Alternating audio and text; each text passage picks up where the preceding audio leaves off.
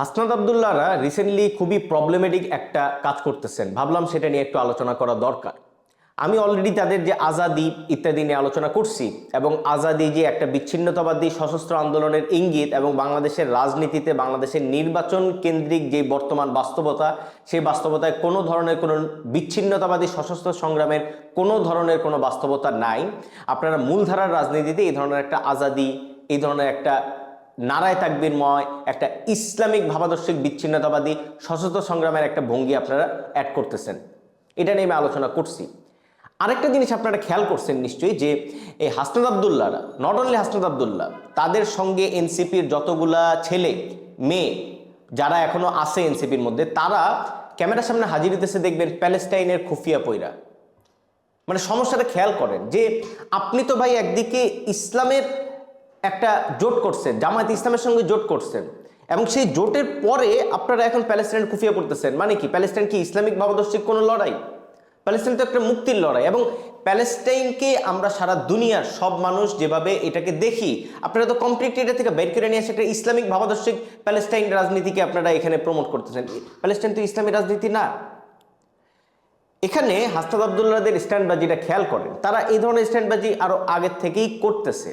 এই যে জামায়াতের সঙ্গে যে যুক্ত হয়েছে তারা, সেই জামাত গত এক বছরে বাংলাদেশের যে রাজনীতিটা করছে, খেয়াল করেন তারা বাংলাদেশের মুক্তিযুদ্ধের বিরোধিতা করছে। মুক্তিযুদ্ধের সময় জামায়াতের লোকেরা যুদ্ধপরাধের সঙ্গে জড়িত ছিল, সেই জামায়াতে ইসলাম পোস্টার বানাচ্ছে বাংলাদেশের ফ্ল্যাগ দিয়া।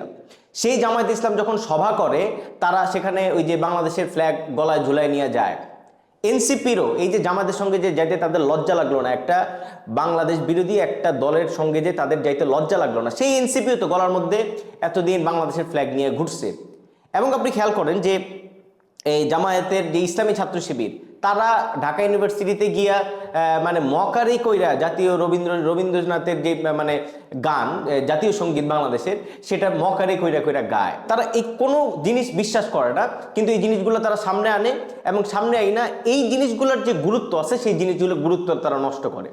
আপনি যে প্যালেস্টাইনের খুফিয়া পড়তেছেন, মানে আপনার তো এই রাইট নাই যে প্যালেস্টাইনের খুফিয়াকে আপনি এত বড় একটা মানে প্রতীক, রাজনৈতিক প্রতীক, যেটা আমরা সারা বিশ্বে এই রাজনৈতিক প্রতীকের উপর দাঁড়ায় আছি, এই প্রতীকটাকে আপনি জাস্ট একটা জোট, ইসলামিক ভাবাদর্শিক জোটের সঙ্গে অ্যালাই হওয়ার মধ্য দিয়ে আপনারা সেটাকে হাজির করতেছেন এবং মনে করতেছেন, মানে দেখাইতেছেন যে আপনারা শুধু প্যালেস্টাইনের প্রতি সহানুভূতিশীল আর আমরা মানে প্যালেস্টাইনের বাইরে। এই যে কিছুদিন আগে ঢাকা বিশ্ববিদ্যালয়ের যেই মানে ডাকসু নির্বাচন হলো, আপনাদের মনে আছে যে একটা আদিবাসী পাহাড়ি একটা ছেলেকে নিয়ে আইসা সেই ছেলেকে দিয়ে নানা ধরনের আকাম কুকাম ঢাকা ইউনিভার্সিটিতে তারা করছে। তারপরে আরেকটা মেয়ে, জুমানা কি যেন নাম, এই মেয়েকে ফার্স্টে তারা মানে নিয়ে আসলো। ভোট যখন করলো, এই মেয়ের গায়ে কোনো হিজাব টিজাব নাই, ভোটের পরে যায় তারা হিজাব করলো, হিজাব পড়াইলো। ভোটের আগের যে তার যে ফেস, এগুলোকে আবার হাজির করলো। এই সবগুলো জিনিস তো আপনি যে হাজির করতেছেন, সব তো দুই নাম্বারই করার রাইট তো আপনার নাই।